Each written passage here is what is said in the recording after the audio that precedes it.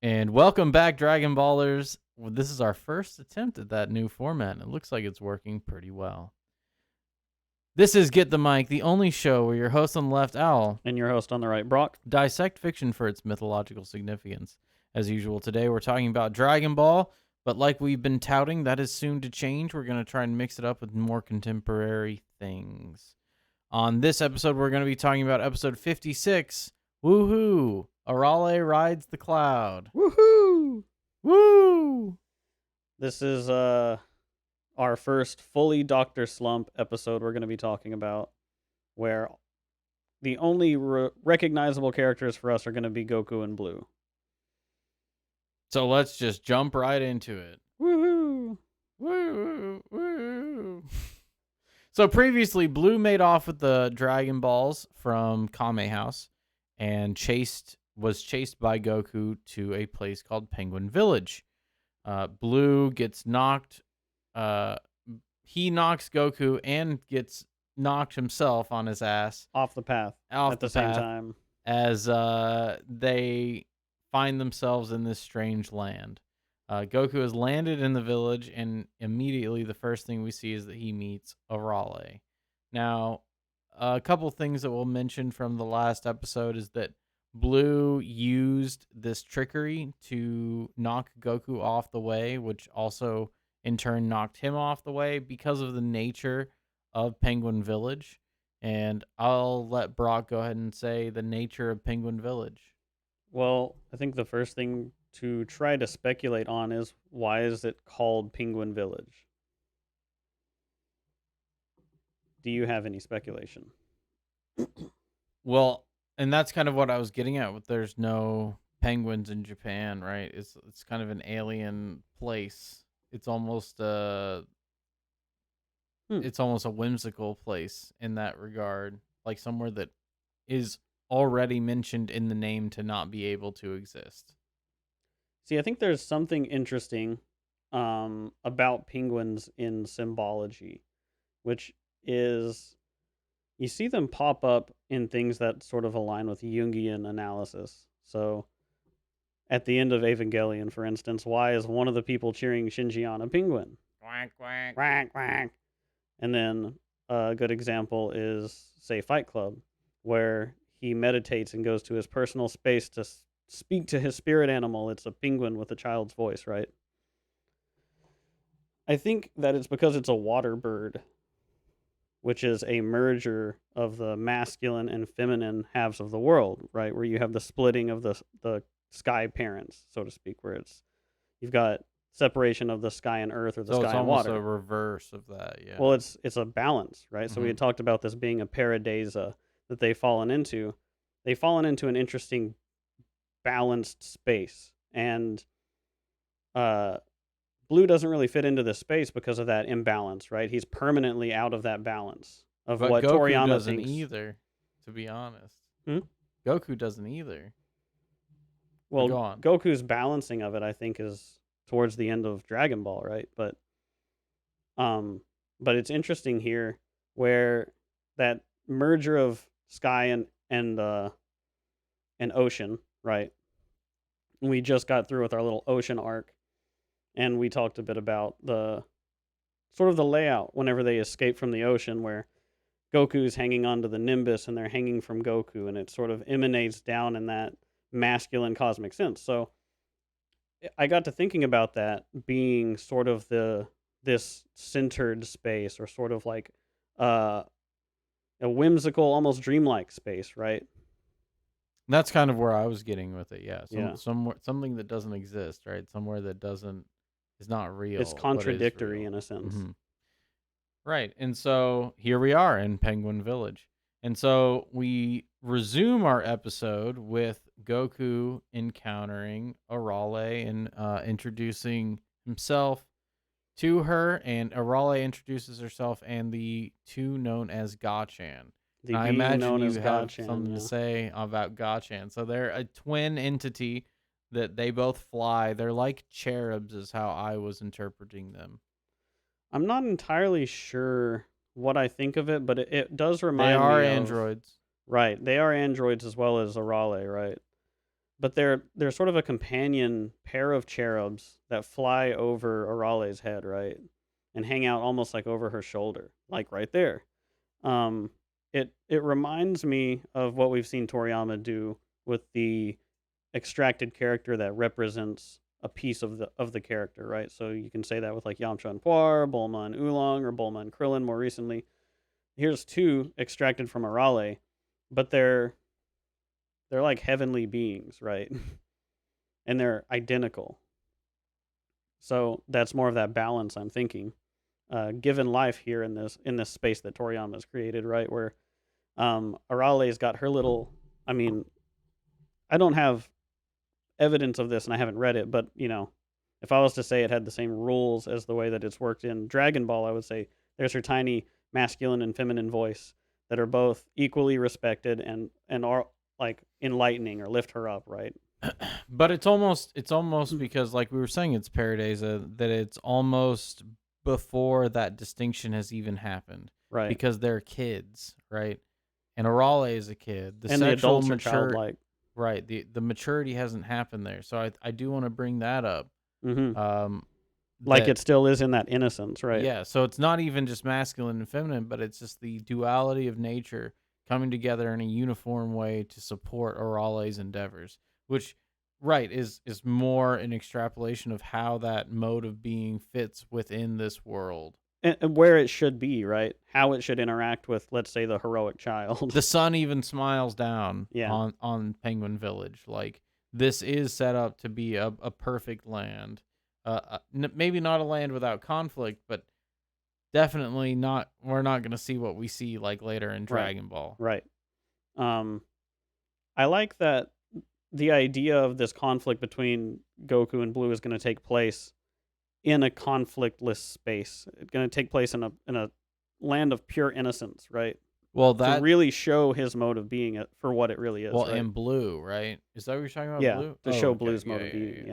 Yeah, So mode of yeah, it is being. important that Blue is ultimately defeated here because he wasn't in the pirate cave. Right. He was only helped. Well, let's say he was only distracted long enough for Goku to be able to defeat him. Whereas even now we see that Blue still has power over Goku. Is it this episode? No, we see that next episode. But No, we'll see that. not quite yet, but yeah, it's considering that, right? It's sort of like falling into this Garden of Eden, like they fall out of the sky down here, like down into the um it's it's a cosmic little space where Slump is sort of his own little god, I guess you could say, right? And all of his creation around him interacts with him, and they're in a stasis, right? Right. It's interesting. I think I need to watch some of the show. I But think it. anyways, I think let's that, continue. but having it set up like that, it definitely starts to look that way. It feels sort of like that's Which is what something I Toriyama's never going thought. I for. just thought Yeah, this was the most annoying part as a kid. I was like, this part sucks. I hate it's her so all. boring, right? So There's no conflict yeah. here. So after telling them that he needs to find the Dragon Balls, Goku calls back the Nimbus and flies off to find Blue. Meanwhile, Blue comments that Goku is too strong and needs to return to headquarters. Goku finds the wreckage of the ship, and Arale arrives on the scene, showing that she's nearly as fast as the Nimbus. Hmm. And so he offers a ride on the Nimbus, and she and the Gachans are able to get on there and ride. Which is to say that, and it's not to say that Arale and the Gachans are on the same moral level as the heroic spirit. More of what it is to say is that in this mode, or in Paradisa, the mode of being, the way that one should adopt, is this innocent way, the way that Arale and the Gachans do. To be like And a it would be child. interesting because I would like to know if they would be able to ride the Nimbus outside of Penguin Village and the island. Like, we'll never know that, obviously. Oh my But god, I'm just having a realization about why Blue is here yeah, and why we'll see in the next couple of sections his interactions with the townspeople are the way that they are. yes. Yeah. And so she gets on the Nimbus and rides, but it's because that the way is synonymous with what with the way that is in this universe uh, acceptable or adoptable or even preferable. Mm-hmm. So then we see, while walking down the road, Blue finds a group of children who are friends with Arale that mock him and run away. Later on, he sees a car approaching and decides to steal it. Within the car is a man who informs him that he will regret it if he challenges him, and goes into a phone booth. Now, I think before that, he's eating plums, you wanted to say? No, he comes out, announces that his name is Superman, where that means sour, so it's a play on words, and then he puts a plum in his mouth and makes a Sour sour man. face. Oh, I see. So he's the whole thing is a joke, right? It's almost like everything here is play. Like I'm not really being robbed. I can play like I'm a superhero, and then they'll be like, "Oh no," and run away, right? Like Because crime's not that real. They're because that's playing how it it out. is here, right? Yeah. It characterizes Penguin Village for us, right? Yes. What modes of being are acceptable here, which is why I'm saying I would like to know if Arale can ride the Nimbus outside of this area in this world, because it's it is that wouldn't work within the Right. Dragon Ball world. Superman wouldn't work, but it would work here inside. Within the rules of this space, right? Yeah. And so yeah, I like that idea that it is a game. And we see that also I don't know if we've seen it yet, but Arale asks Goku what he's playing whenever she sees him trying to find Blue and trying to find the Dragon Ball. He says, "I'm not playing." So there's this idea here that this is all it is a game. It's okay that it's all just a game and that it's just play because it's Because being a that's child. the level of maturity at this stage, and Goku can interface with it pretty well. Blue has a lot of trouble with it, but also Goku shows even further development in his ability to distinguish between what should be play and what should not be play. Right. And so yeah, when he jumps out, he puts some plates on the ground to show how strong he really is, and then it's a gag, right? He hurts his fist breaking one of the plates, and it like shows his fist throbbing, and Blue breaks the whole phone booth, so he just crumples the phone booth in front of him. and Superman gives him the car. It's it's interesting because there's a reverence for innocence that I think that Blue has here, right? Like he could crush this guy, but because of what drives him, this sort of disgust sensitivity, instead he's sort of like, oh, cute, and he Right, he's not disgusted by the immature. right, he just considers it beneath him, right? He is disgusted by the profane, Yeah, or like the sexual maturity of Bulma, for example. He's sure. like, oh no, none of that. But this is to represent where Which is Blue's mode of why, being is on the right? maturity And scale, we're right? saying all this because we're trying to soften the blow of what's gonna come. Well, I think it does speak to Blue's maturity, right? This Yeah. is a test of what Blue's maturity really is, and it's going to speak to what he finds to be beautiful and what he finds to be an expression of the ideal, right? And so we see that he has not matured past a certain point, and so we're being introduced to that here in all of the people that he interacts with being these tiny adults mostly. Yes. And so then, after Superman gives him the car, we see the policeman Taro pull over Akane. Akane is the ginger girl that we've seen earlier. Is ginger a slur? Am I allowed to say ginger on YouTube? I think it's still safe technically. All right. I mean, they don't really care about them because I guess they're not really a minority. Whatever. Yeah. So, anyways, Taro pulls her over on her scooter, saying that he can't overlook the 3 km/h over the speed limit she was doing because he's overlooked everything for her lately. Arale recognized them from the Nimbus, so they fly down to meet them. Akane wants to ride the Nimbus, but she can't. Taro laughs, so she challenges him to ride the Nimbus as well. He tries to get on it, but he also fails to ride the Nimbus. Goku mentions the Red Ribbon Army when asked if they've seen any bad guys, and Taro flees at the mention of them being in town. So this little section here does distinguish that, like we said, this is not like the perfect place, but it is a paradise in the way that the stakes are so much lower than what we've seen, and the maturity of the universe itself that exists within Penguin Village is far less than what we've seen in the world of Dragon Ball. Right. And we're seeing sort of they're It's establishing an for no shadow incorporation is happened in this universe. right, right.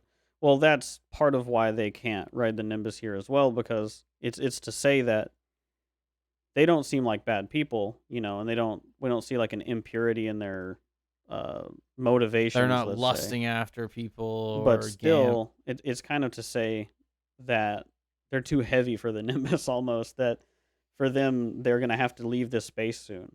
Because, and we see them taller than the other characters because they're in that stage where they're maturing out of the space that they're in, right? hmm And that's also why I think earlier uh she mentions that the rest of the kids in the town are boring, Mm-hmm. is that she's needing that call to adventure. Uh, but the mention of the Red Ribbon Army and Taro running, that's going to set up our plot points in the next episode as well, because we kind of have two divergent stories at this point. But let's go ahead and continue. So, the car that Blue has taken from Superman breaks down, and so Blue is trying to fix it. And as he's trying to fix it, a young boy named Obacha Man sees him, and he runs up to try to help Blue with his problem in his car. Blue says that he is, quote, my type, end quote, and tries to lean down to kiss the boy's cheek. He asks him something, he asks him out to get something to eat, like on a date, and then offers him beautiful clothes if he'll come with him. Obacha Man isn't programmed to know what a pedophile is, so he graciously declines and goes about his business. And then Blue sort of goes, well, then fine, Shorty. I don't like you anyway. Something, The sour grapes yeah, of Superman. he's resentful of being not acknowledged, right? So, just to say here, this idea of Blue accepting the immature, right? And that is that Order can accept a level of immaturity, but if an old infant is disgusting, right? To someone who has a high disgust factor, but someone with potential like a young boy, the promise that can be seen that the Order can extract from that chaotic spirit and potential is such that it is divine, and it's not something that I mean, it obviously is a gag, and it's to make Blue look like a pedo. Obviously all that is there, but I just want to add that layer to it. Well, Blue also is resentful of the maturity that he's had to cling to for his identity here and his overly orderliness, right? And so, as he's tyrannized himself in this sense, it would make sense how he's trapped in this state of what he thinks is sort of the ideal, right? Because he has tyrannized himself so much that that maturity is something that um it's almost like adversarial to himself, right? And so, just my type is actually what Bulma said about him before, right? She sees him, gets the exact same little splash screen, says, "Oh, he's just my type," just like that. And then she runs up on him, and he, of course, has no interest in her, right? And now, as we need a foil for Blue, the same thing happens. And so I think that's representative of um, what the resolution of Blue's story is here, anyways, because it can't be as simple. Now that we've established how deep these symbols are going to run, I suppose, it can't be as simple as beating him up with, you know, the rock, paper, scissors technique. Right, and that's why he doesn't lose to that. He's not actually defeated by that, right? Because his troubled state runs deeper than that. Mhm. I like that troubled state. We'll get back to that because that's, I think, something ubiquitous that we get through. and a lot of the pathological characters of Dragon Ball. Right. But let's go ahead and continue. So we see that exchange, and then the next thing we see is that Taro and some of the police officers roll up on Blue. They try to arrest Blue for driving without a license. So Blue disarms him and balls up their guns. Like he takes them and he He bends turns them them into a and ball, turns them into a ball with his strength. and he calls them toys. Right. Then he destroys his car with one punch and takes the police car, saying he's trading up, right? Meanwhile, Goku asks around the village to see if anyone has seen Blue while Arale chases after him. And Goku actually talks to that cool toddler on the three-wheeler that's just chilling out, Big chillin'. big chilling, strolling through the town.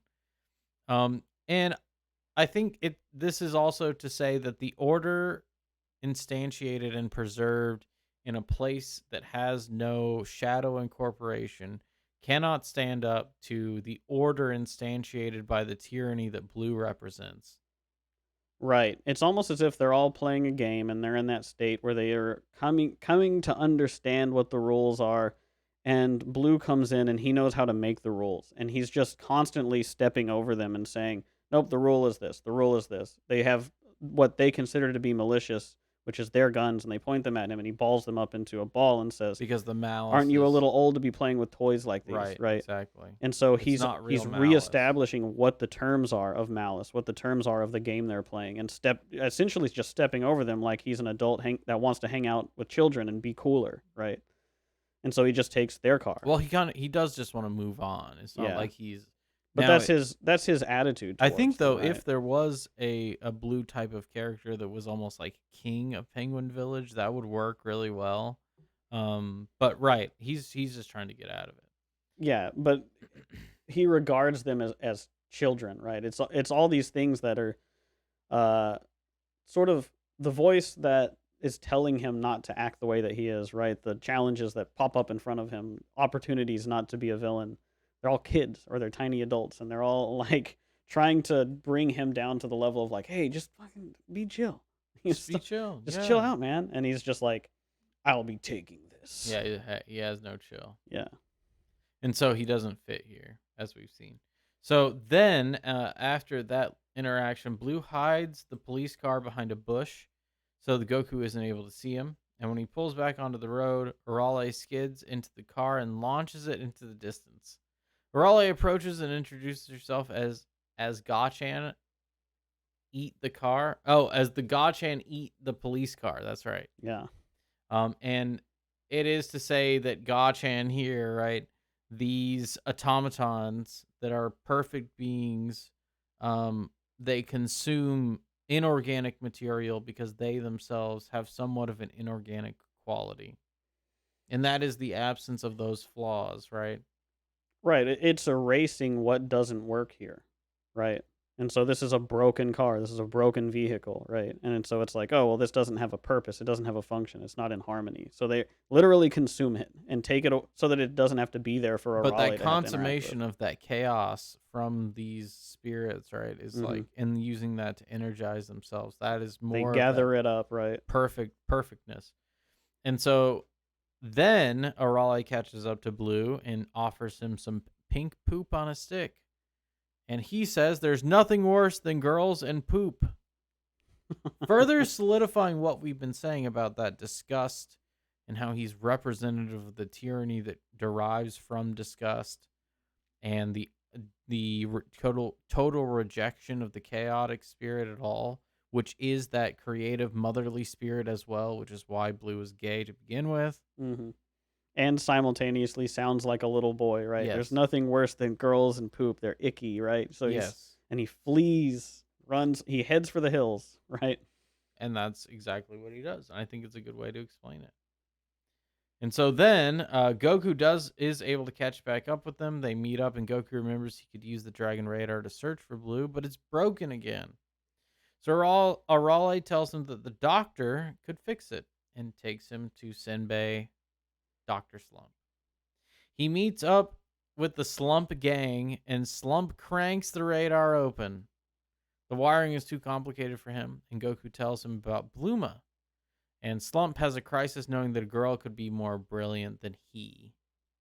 So it's interesting here, the interaction beginning with Slump and the Slump crew, right? We see that there are flaws in this universe in the way that Senbei is kind of orchestrating it all, right? Now, he's not pathological in the way Blue would run things, but he is in the way that he's blind to his own flaws in this way. And a girl more brilliant than me, right? Exactly, right. And so I made that a bit of an analog there where he's sort of the god of this little world that he has going.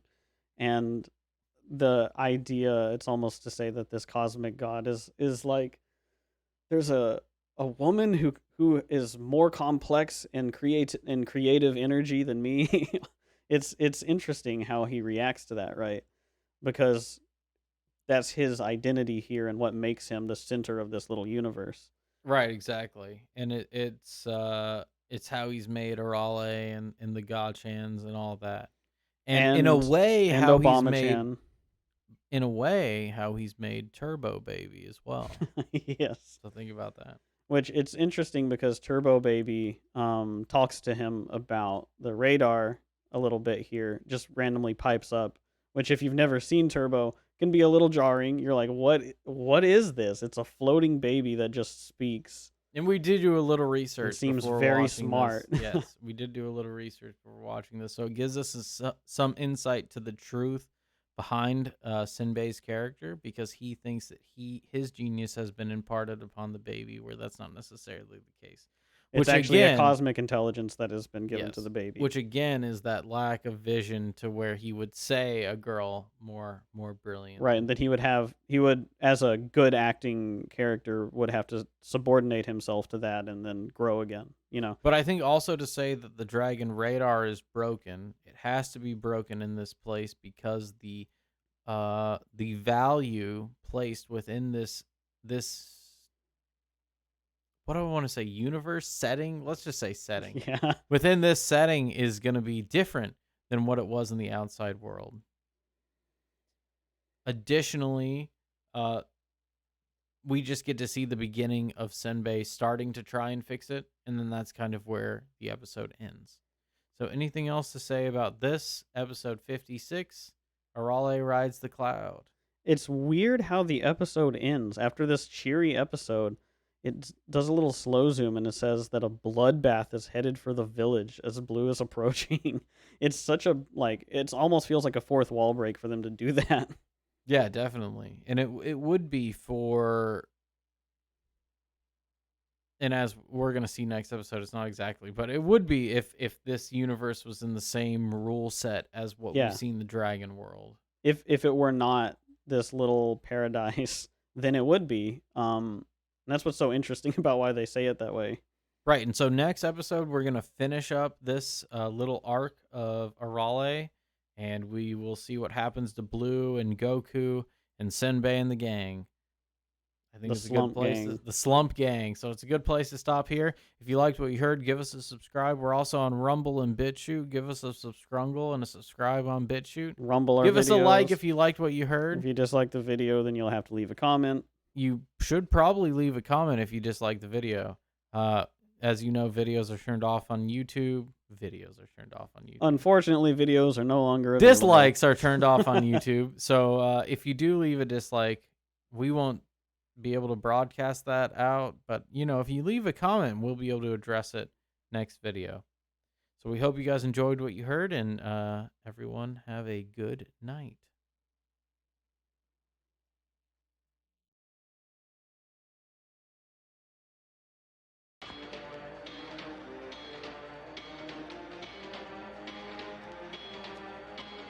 I'll never forget the day he showed up.